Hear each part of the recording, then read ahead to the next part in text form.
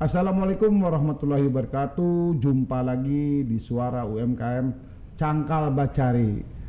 Alhamdulillah tamu kita hari ini orangnya keren, punya riwayat pekerjaan yang luar biasa, sudah menorehkan prestasi di aktivis lingkungan. Beliau ini sosok yang tidak bisa dilupakan oleh aktivis lingkungan, khususnya Walhi dan sampai menasional, dan cukup mencengangkan bagi aktivis Kalimantan Selatan.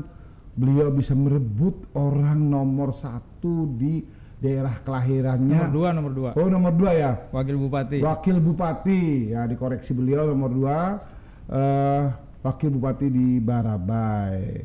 Tempat kelahirannya mungkin ya di Barabai itu. Betul.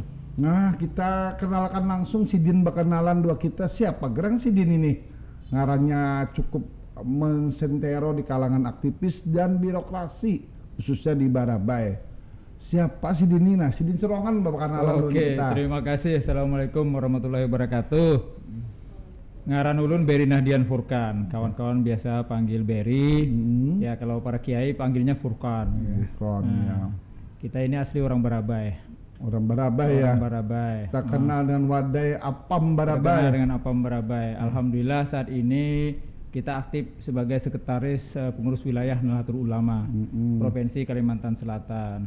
Tadi sempat disinggung sebagai aktivis lingkungan. Dulu memang pernah aktif di Walhi. Pernah menjabat sebagai Direktur Eksekutif Daerah 2 periode di Kalimantan Selatan, dan menjabat sebagai Direktur Eksekutif Nasional di Jakarta periode 2008-2012, kemudian balik ke Kalimantan Selatan, dan kemarin sempat dipercaya untuk menjadi wakil bupati sampai Februari 2021. Nah, sudah kalau Sidin mengenalkan sosok Sidin, nah kita kedatangan Sidin ini bicara tentang 2022, ya, bahwa pemulihan ekonomi ini kita sudah tahu Pak Beri sudah pernah menjabat jadi wakil bupati, bahwa ketangguhan para pedagang yang lebih kerennya UMKM, kayak Pak Pian melihat waktu di Barabai sebelum pandemi dan setelah pandemi ini sampean tidak lagi menjabat, apa kira-kira kemarin bisa didorong para pedagang itu? Saya juga pernah datang ke sana, rapi benar pedaan pasarnya di sana. Nah, kayak apa nih ceritanya nih? Oke, kita tahu kan awal 2020 kita mengalami pandemi. Ini kan wabah dunia, bukan hanya Indonesia, bukan hanya Kalsel tetapi dunia, dan ini berdampak besar juga terhadap perekonomian, termasuk pada UMKM, di mana berbagai aturan, ketentuan, pembatasan dan sebagainya ini tentu sangat berdampak. Nah, sehingga dibutuhkan berbagai kebijakan, kebijakan yang mampu melihat untuk bisa membantu meringankan beban dari UMKM ini. Nah, saya kira tanpa ada campur tangan pembuat kebijakan, pemerintah daerah dalam hal ini baik itu kabupaten, provinsi maupun skala nasional, maka saya kira UMKM ini akan kolaps gitu kan. Tanpa ada campur tangan. Nah, oleh itu dibutuhkan keberpihakan. Nah, pengalaman kita kemarin waktu di Kabupaten Hulu Sungai Tengah misalnya, ketika pandemi, bagaimana kemudian kita memanfaatkan situasi pandemi tetapi sekaligus dapat membantu UMKM, gitu kan. Programnya apa tuh waktu itu? Misalnya salah satunya begini, terkait dengan masker. Nah, waktu itu saya menginstruksikan kepada seluruh jajaran untuk tidak membeli masker di luar. Nah, karena kan dibolehkan masker kain, waktu itu kan dibolehkan masker kain. Nah, sehingga kita minta pengadaan masker itu dengan uang APBD, kemudian memberdayakan para penjahit lokal. Nah, jadi kita patok aja ini satu penjahit berapa, 5.000 berapa lagi yang mampu itu kan. Nah, sehingga uang APBD bergulir lagi ke ke kabupaten, dan itu ditangkap oleh UMKM. Nah, itu misalnya contoh yang lain juga, misalnya kita tahu pandemi ini juga bisa berdampak terhadap kondisi pangan. Nah, kebetulan waktu itu Hulu Sungai Tengah surplus beras ya. Tapi kalau tidak ada campur tangan dari pemerintah, betul kita panen surplus, bisa saja besok habis dijual, dibeli dari Kalteng, dibeli dari Kaltim sebagainya. Nah, sehingga beras kita stok, kita keluarkan dana APBD, kita programkan, gitu kan, dana penanganan COVID. Kita stok beli beras dari petani, ya kan. Nah, sehingga uang kembali lagi ke kabupaten. Nah, sehingga uang bisa bergulir di daerah, gitu kan. Nah, dengan membeli padi dari petani-petani, nah kemudian kita pabrik di lokal juga, gitu kan, menjadi beras, dan kemudian itu kita distribusikan untuk bantuan bagi social safety net tadi ya, safety net COVID kan. Waktu itu kan COVID kan kita diminta membantu masyarakat dan sebagainya, sehingga kita mengoptimalkan sumber daya lokal yang kemudian sekaligus penanganan COVID, ya kan, membantu sosial penanganan COVID, dampak sosialnya sekaligus membantu UMKM. Nah, begitu juga misalnya kita bantu mereka yang tidak bisa berdagang secara langsung, kita buatkan aplikasinya, ya kan. Kemudian karena ini juga orang sudah zaman online apa segala macam, kita bantu aplikasinya dan kemudian kita pasarkan lewat aplikasi, gitu kan, para UMKM ini. Nah, selain itu juga kemudian kita koordinir, kan ada bantuan-bantuan dari kementerian terkait dengan penguatan UMKM. Satu UMKM 2,5 juta, gitu kan. Nah, ini memang kita koordinir juga untuk kemudian memperkuat, meningkatkan kapasitas mereka. Nah, luar biasa kan, artinya ketika pemimpin sudah tahu perannya bahwa kebijakan atau regulasi itu ada di tangan pemimpin, maka apa yang dikatakan Bung Berry ini terbukti ya, bahwa dari kita untuk kita dan larinya dari kita juga peredaran ekonomi itu sendiri. Kita melihat Pak Berry bahwa itu sudah contoh bahwa pandemi mengajarkan kita peran masing-masing berfungsi ya. Nah, kira-kira ketika ini sudah mulai melandai pandemi COVID-19, pemulihan ekonomi, tidak ada lain ketangguhannya dari UMKM, ini harus berhenti nggak atau ada terobosan baru menurut Pak Berry tentang persoalan ini? Karena contoh sudah mengajarkan kita tadi bahwa penjelasan Pak Berry bahwa kita punya regulasi, kita punya masalah, kok bisa kita atasi dengan masalah kita sendiri karena kita kekuatannya ada di kita juga. Ini gimana nih pandangan Pak Berry bahwa pandemi itu sudah mulai melandai? Pertumbuhan ekonomi tentu kita speed lagi kan, kita kejar lagi. Ini gimana nih menurut? Saya kira begini. Pandemi COVID ini harus kita jadikan refleksi ya, situasinya yang kemudian membuat ekonomi kita turun. Nah, ini kita harus evaluasi kembali dan kemudian kita jadikan acuan bagi membuat kebijakan ekonomi ke depan. Nah, selama ini kita itu Kalimantan Selatan itu ditopang oleh ekonomi sumber daya ekstraktif. Ya kan, secara garis besarnya batu bara dan perkebunan kelapa sawit. Nah, kalau indeks ekonomi kita tinggi itu ditopang oleh dua komoditas ini. Nah, kalau komoditas ini goyang, itu akan goyang satu kalsel, gitu kan. Nah, sehingga saya kira ke depan ini juga sudah harus dievaluasi kembali. Kita tidak hanya bertumpu pada itu ya, berpijak hanya pada ekonomi sumber daya alam, batu bara dan perkebunan kelapa sawit, tetapi juga bagaimana mengembangkan sektor yang lainnya. Sektor pertanian, ya kan, ini belum terlalu dioptimalkan. Kemudian kelautan, apalagi kita punya sumber daya laut yang kaya ya, tanah laut, tanah bumbu, kota baru, tapi belum dimanfaatkan secara optimal. Kemudian sektor jasa UMKM. Nah, ini sektor yang sangat besar sekali UMKM ini. Nah, bagaimana kemudian pemerintah memetakan ini, memetakan ekonomi mikro ini, ya kan? Ada semacam program jangka panjang dan kemudian mengumpulkan di mana sumber daya ekonomi yang kita dapatkan dari ekonomi sumber daya alam tadi, ya, betul. batu bara dan perkebunan kelapa sawit yang menggunakan kapital besar. Ya. Nah, ini kemudian pelan-pelan kemudian distribusikan untuk pengembangan ekonomi UMKM. UMKM ya. Nah, binaan itu maksudnya. Kan kita di sini punya Adaro, ya, punya Arutmin, ya kan, belum lagi tambang-tambang menengah ya, pengusaha nasional, ada John Lynn, ada kemudian BIB, ya kan, ada apa namanya Tapin Coal Mining dan sebagainya. Betul. Nah, bagaimana kemudian ini mesti diatur oleh pemerintah sehingga kemudian penghasilan dari sumber daya alam ini juga mampu kemudian kembali membangun investasi di Kalimantan Selatan. Iya, luar biasa kalau itu sinergisnya ada. Betul. Tentu apa yang kita masalahkan tentang problem ekonomi di Kalimantan sana tidak masalah ya. Betul, betul. Yang atas menolong yang di bawah, betul. Yang besar menolong yang kecil dengan UMKM. Nah, tentu ini harus ada yang ngatur. Betul. Tidak bisa kita biarkan itu atas kepedulian semata. Betul. Ya kan? Nah, kalau begitu kan ada yang peduli, ada yang tidak peduli, ya kan? Nah, tetapi bagaimana kemudian ini pemerintah mengatur ini agar kemudian misalnya lewat perda terkait dengan CSR, ya kan?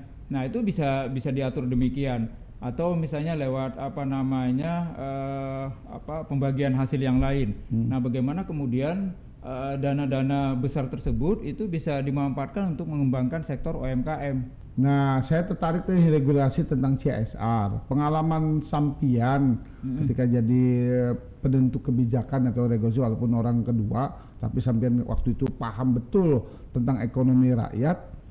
Kira-kira CSR yang bagaimana, model-model bagaimana, karena saya lihat di wali kota waktu Pak Ibnu Sina ketika bicara tentang pemberdayaan ekonomi lokal dengan membuat masker dari para pengrajin itu menggunakan CSR.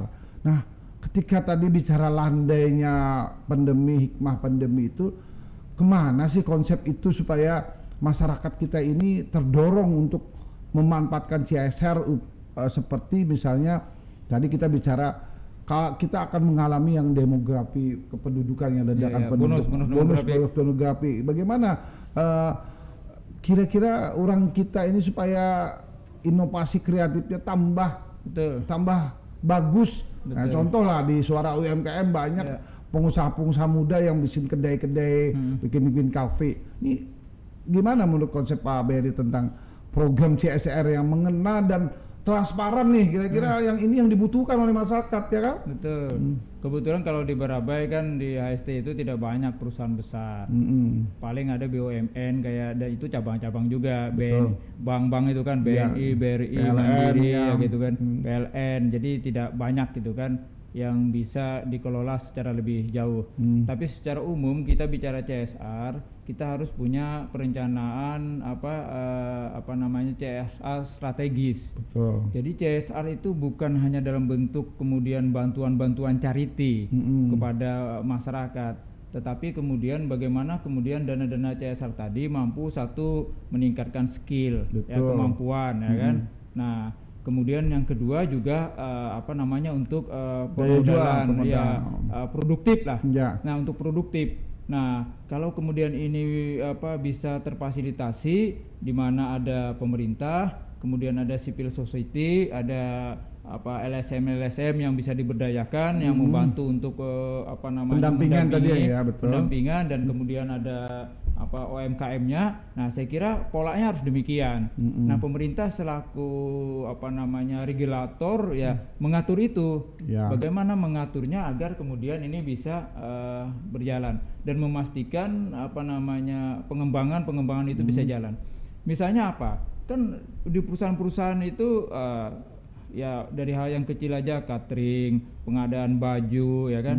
Tidak perlulah misalnya BNI bikin baju kaos belinya di Jakarta, ya gitu kan. Betul. Nah, atau misalnya ya perusahaan-perusahaan yang lain ya di sini berdayakan penjahit di sini dan sebagainya, itu kan bisa dilakukan. Iya, betul. Tapi harus ada perencanaan ini, CSR strategis yang perencanaannya jangka panjang, tidak parsial gitu. Betul, karena Indonesia itu harus milik bersama kan. Betul. Tidak milik bagian-bagian. Betul. Nah, tadi tertarik publik Pak Berry ini sekarang aktivitasnya menjadi sekretaris organisasi terbesar dan tertua ya, Nahdlatul Ulama. Nah, tentu peran ini sangat strategis juga Pak Berry dalam rangka orang bahasanya kada pengoler, bahwa babacari itu sebenarnya diiringi dengan doa dan diiringi dengan kreativitas tentunya. Nah, tentu NU ini kan sebuah wadah yang sangat strategis untuk pengembangan manusia untuk berbuat maju. Nah, di Kalsel sendiri kira-kira NU punya program nggak tentang bahwa orang kada begawi itu, orang kada malas begawi itu pasti dekat dengan kemiskinan, dan agama tidak melarang tentang itu. Gimana nih peran NU Kalimantan Selatan? Anda sangat strategis jabatannya sebagai sekretaris NU loh. Iya, betul. Ya. Nah, di organisasi ini kan ada pengurus harian, PWNU, kemudian ada lembaga-lembaga dan ada banom-banom. Ya. Nah, kita memiliki lembaga pengembangan ekonomi misalnya, kita punya. Kemudian beberapa lembaga yang lain terkait misalnya pengembangan pesantren gitu kan, kita punya. Nah, jadi penguatan dan pemberdayaan ini lewat lembaga-lembaga yang ada ini. Nah, programnya sehingga kemudian semua bisa jalan. Nah, kemudian ada Ikatan Sarjana NU misalnya. Ini kelompok-kelompok pemikir yang kita mintakan untuk mengkonsep, menganalisa dan sebagainya gitu kan. Nah, jadi kemudian seluruh sumber daya ini kita gunakan, kita manfaatkan. Misalnya ini salah satu program kita pasca bencana Kalsel tadi, misalnya ada LPBI, Lembaga Penanggulangan Bencana dan Perubahan Iklim, di mana salah satu programnya adalah pemulihan ekonomi pasca bencana. Gimana tuh kegiatannya? Kegiatannya di beberapa tempat, ada di Kabupaten Banjar, ada di Kabupaten Hulu Sungai Tengah, di mana itu pemberdayaan UMKM. Nah, misalnya salah satu produk yang dihasilkan itu kemasan kopi, kopi produk lokal, kemudian dibuat, dikemas, ya tentu ada kegiatan pelatihan dan seterusnya gitu kan, sampai kepada menghasilkan produk. Nah, ini salah satu program penguatan ekonomi yang coba kita bangun. Kira-kira ketika sekretaris NU ini bicara tentang programnya tadi yang cukup menarik, ada nggak sinergi ya kepada pemerintah lokal, provinsi Kalimantan Selatan, kabupaten kota untuk melatih atau membimbing seorang pemuda yang dulunya pengen berusaha jadi bisa berusaha? Kita pengen sinergi sekali. Kami ingin sangat bersinergi dengan pemerintah, karena pemerintah kan pemegang regulasi lah gitu kan. Nah, hanya kan setiap kabupaten, daerah itu tentu punya dinamika yang berbeda-beda, ya terkait dengan hubungannya dengan pemerintah daerah. Yang hubungannya harmonis ya lebih bagus, lebih mudah gitu kan untuk mensinergikan. Tapi ada juga yang kurang harmonis dan sebagainya. Ya karena ya dinamikanya cukup tinggi lah gitu kan. Kita sebagai ormas kadang ditarik-tarik, apalagi dalam pilkada misalnya kan, dalam ini kena tertarik-tarik gitu kan. Padahal kita netral, tidak mendukung tidak boleh mendukung satu calon, walaupun kita bebaskan ke seluruh kader untuk mau mendukung siapapun. Tapi ini kadang tarik-menarik ini menjadikan ceritanya panjang. Kemudian akhirnya relasinya itu menjadi relasi berdampak pada relasi selanjutnya. Jadi gini Bang, kita tidak bicara peran dan bagaimana NU ke arah kepentingan sesaat. Maksudnya karena ditanya, betul. Jadi maksud saya gini, ketika tadi menarik bahwa ada pemulihan ekonomi dengan adanya pengembangan ekonomi tadi lewat made in-nya NU Kalsel. Jadi gini, ada nggak suatu ketika ini harapan daripada anak muda ya di Kalsel, para UMKM itu untuk digelar bazar terbesar? Karena saya lihat kan NU ini paling jago ketika bicara tentang event-event besar, event muktamar, bahkan ada kemarin gelar pesantren itu namanya Nusantara. Ada nggak ada niatan event bazar terbesar UMKM Made in NU Kalimantan Selatan? Ya kalau bikin event terbesar belum lah ya, karena kita ini kan karena batasan pandemi, kita belum berani menggagas kegiatan-kegiatan yang mengkonsentrasikan mengumpulkan orang banyak gitu kan. Tapi saya kira ini gagasan menarik dan kami siap berkolaborasi baik itu dengan pemerintah, dengan perusahaan lain, dengan korporasi maupun dengan civil society lainnya ya, untuk berkolaborasi untuk bagaimana kemudian kita membangun sektor UMKM ini, karena UMKM ini yang akan menjadi harapan kita. Nah, apalagi generasi muda kan ke depan kita menghadapi bonus demografi. Nah, saya kira ini perlu juga kemudian disentuh kelompok-kelompok muda ini. Bagaimana pengembangan, saya kira bahkan jangan-jangan pemikiran-pemikiran mereka sudah melampaui kita gitu kan. Iya, betul. Malah kita yang ketinggalan gitu kan. Karena dia menjaga teknologi, kita agak. Dan kita siap turut memfasilitasi. Kita siap turut memfasilitasi di bawah organisasi NU gitu kan untuk pengembangan generasi muda ini. Nah, terakhir Ber. Ya. Karena kita pun bagaimanapun kita bangga pemerintah Kota Banjarmasin dipimpin oleh orang aktivis juga sebenarnya dari dulu. Betul. Programnya ini kan dulu sebelum pandemi katanya wirausaha baru dengan target 2.000 lebih. Setelah dievaluasi 1.200. Nah, menurut Pak Berry ini apa yang sebenarnya harus didorong lagi supaya wirausaha baru dan mandiri ini ada kelihatan di pasar-pasar, di lain-lain. Gimana cara pandangan Pak Berry tentang wirausaha ini? Ya, saya kira kan kalau memang itu ada targetnya, berarti di dalam perencanaannya itu harus ditekankan. Nah, perencanaan tidak hanya bisa perencanaan, tetapi juga termasuk anggaran APBD. Wali kota punya target 2.000 UMKM, tapi kalau anggarannya tidak didukung juga, gitu kan, perencanaan itu ya saya kira juga tidak akan nendang lah gitu kan.